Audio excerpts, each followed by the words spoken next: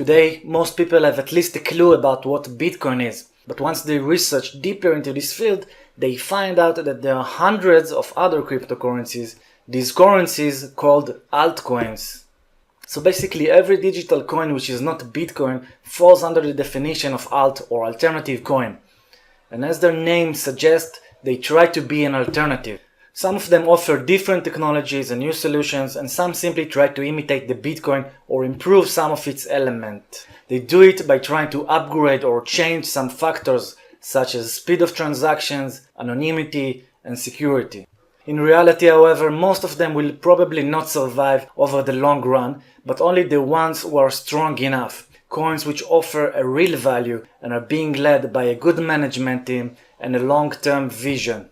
There are so many altcoins and many types that focus on different solutions and technologies, but we are absolutely not going to cover all of them here, as this is not the purpose of this course. What is most interesting for us is the fact that many altcoins, even the weaker ones, provide excellent trading opportunities for the short term. You just need to know how to find them, and the quality which makes them so attractive for trading is their volatility.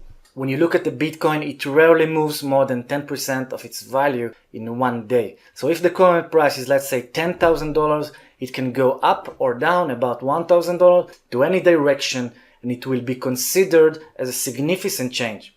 From time to time, it can fluctuate within a range of even 30%, but you will probably not see the Bitcoin rises 100% from 10,000 to 20,000 or 200% to 30,000. But in regards to altcoins, you can definitely find cases where they get to hundreds and sometimes even 1,000% in a very short period of time. So again, it is this volatility that makes altcoins so attractive to trade on.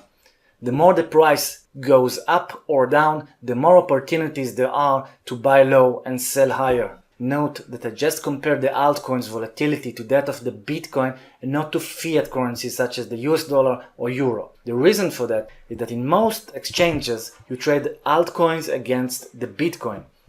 So if, for example, you buy the XRP, which is the symbol of Ripple, against the BTC, which stands for Bitcoin, it means that you think that the Ripple will get strengthened against the Bitcoin. By the way, it doesn't necessarily mean that in order to make profit, you need the XRP to rise and the Bitcoin to fall. They can both rise, but as long as the XRP rises faster at a higher percentage than the Bitcoin, you make profit.